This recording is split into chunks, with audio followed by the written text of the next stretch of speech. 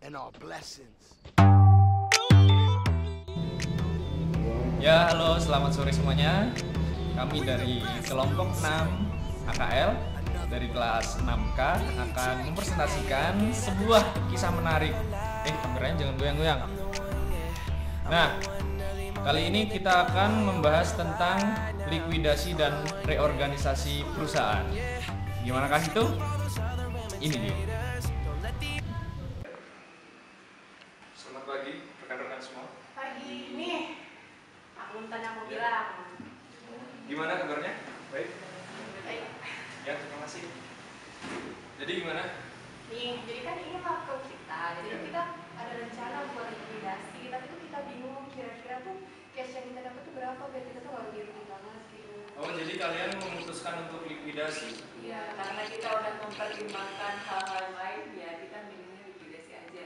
Oke, jadi gini, menurut perhitungan kami, jadi likuidasi itu ada.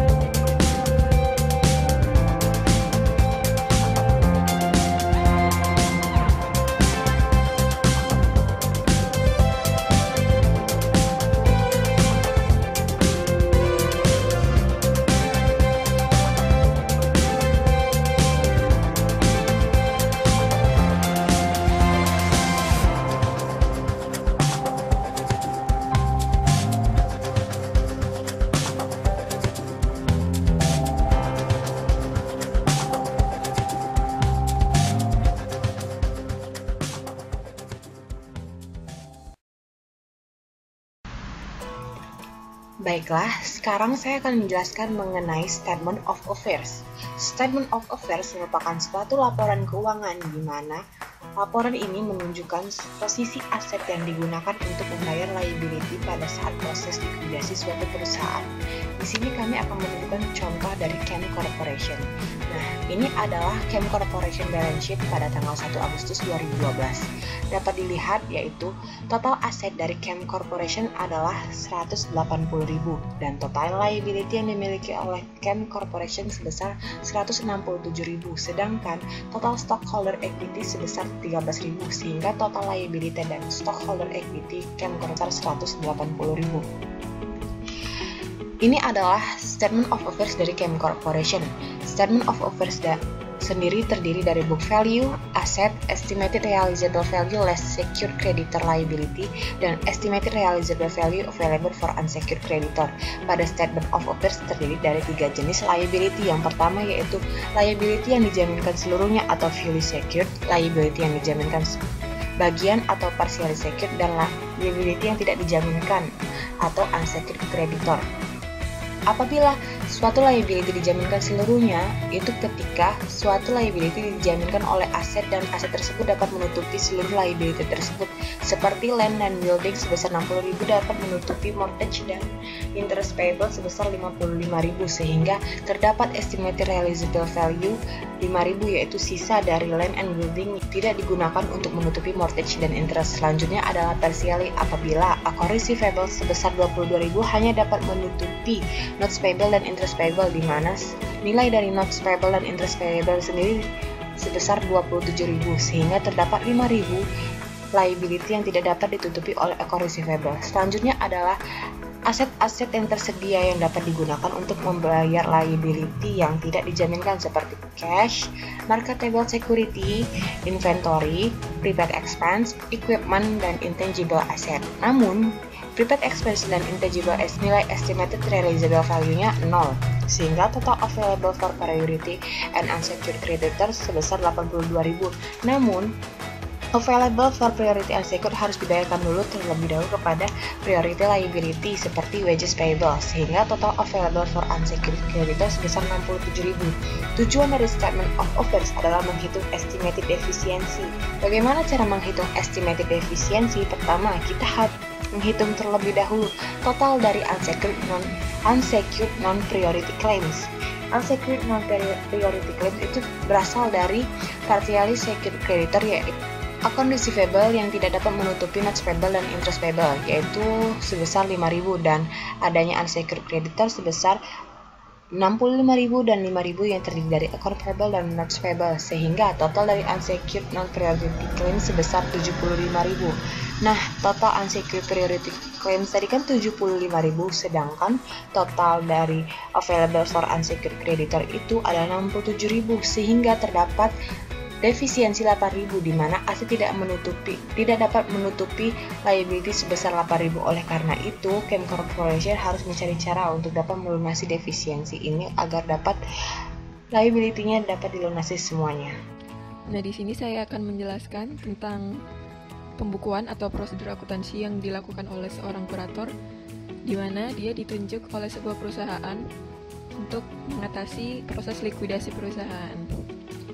Nah, bisa kita lihat di layar. Sebagai contoh prosedur akuntansi yang digunakan, di mana kurator membuat pembukuan baru untuk kasus Action Company. Action Company memiliki neraca per 1 Oktober 2015 sebagai berikut.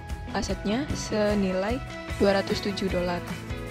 Untuk transaksi yang pertama, yang harus dicatat oleh kurator, ketika seluruh aset dari Action Company ditransfer kepada kurator bernama Great Trend. Jurnal yang dicatat oleh kurator adalah cash, receivable, inventory, property and equipment. Kemudian di sisi kreditnya ada allowance for uncollectible, cumulative depreciation, dan Action Company in receivership. Action Company in receivership ini adalah nilai dari ekuitas Action Company yang terdiri dari capital stock dan return earning mereka yang defisit. Kemudian yang kedua adalah ketika persediaan dibeli oleh kurator secara utang senilai 26.000. Jurnal yang dicatat oleh kurator adalah purchase pada account payable, dan kemudian yang ketiga adalah ketika penjualan yang terjadi selama periode Oktober hingga Desember diketahui adalah secara kredit 52.000 dan secara tunai 7.000. Nah, kurator akan mencatat cash senilai 7.000 dan account receivable new 52.000. Dan di sisi kredit ada sales senilai 59.000. Kemudian diketahui piutang dapat ditagih oleh kurator sebesar 18.000 untuk piutang yang lama dan 46.000 untuk piutang yang baru. Jurnal yang dibuat oleh kurator adalah cash sebesar 64.000 pada account receivable yang lama sebesar 18.000 dan account receivable baru 46.000. Kemudian pembayaran yang dilakukan oleh kurator untuk melunasi utang-utang Action Company yang terdiri dari utang lama 43.000 dan utang baru 14.000. Kemudian kurator juga membayar beban operasional dan beban untuk kurator sendiri. Jurnal yang dibuat adalah account payable lama 43.000, account payable baru 14.000, operating expense 10.500, dan trustees expense 2.000. Sisi kredit adalah cash senilai 69.500. Transaksi yang keenam adalah jurnal penyesuaian yang harus dicatat oleh kurator pada akhir tahun. Adalah estimasi piutang yang tak tertagih untuk piutang lama sebesar 3.500 dan untuk piutang baru sebesar 400. Kemudian piutang lama yang dihapus adalah 4.500 serta untuk beban penyusutan selama periode tersebut sebesar 7.600. Maka jurnal yang dibuat oleh kurator adalah bad debt expense, yaitu untuk estimasi piutang tak tertagih atas piutang lama dan piutang baru. Depreciation expense, allowance for uncollectible, yaitu piutang lama yang dihapus.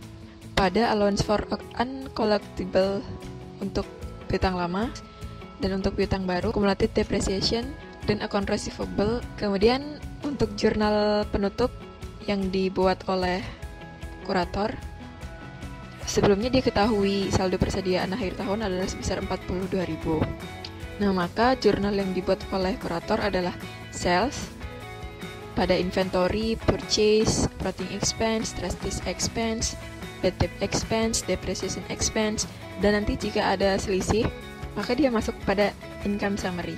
Income summary juga ditutup pada return earning atau ekuitas si perusahaan itu, yaitu Action Company, sebesar income summary yang ada di kredit.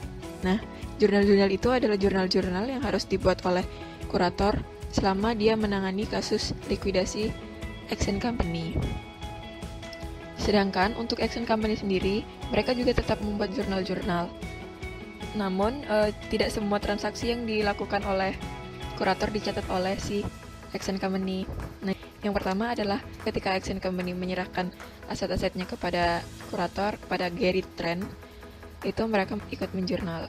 Gary Trent Trustee ini nilainya sebesar ekuitas mereka yang terdiri dari capital stock dan return earning yang defisit. Si Action Company juga mencatat atas pelunasan utang oleh kurator. Jurnal yang dicatat adalah account payable pada Gary Trent Trustee sebesar 43.000. Dan jurnal yang terakhir adalah saat kurator membuat jurnal penutup, karena seperti yang ada di jurnal si kurator tadi, bahwa ketika ada jurnal penutup, jurnal yang dicatat oleh kurator adalah jurnal yang berhubungan dengan Action Company. Maka si Action Company juga harus membuat jurnal penutup. Jurnal penutup yang dibuat adalah Gary Trent Trustee pada income summary, kemudian income summary pada return earning sebesar 2.400. Nah, itulah jurnal-jurnal yang dibuat oleh baik kurator maupun perusahaan yang melakukan likuidasi. 1, 2, 3. Coba. Nah, sekian penjelasan dari kelompok kami. Tadi udah dijelasin sama teman-teman kami. Sekian penjelasan dari kelompok kami, kelompok 6. Apabila selama presentasi banyak kekurangan, kelompok kami mohon maaf. Terima kasih. Ya, dari kami. Assalamualaikum warahmatullahi wabarakatuh. Dadah. Dadah. Lightingnya aneh banget. Kadang ada, kadang nggak ada. Bagus waktu ada lightingnya.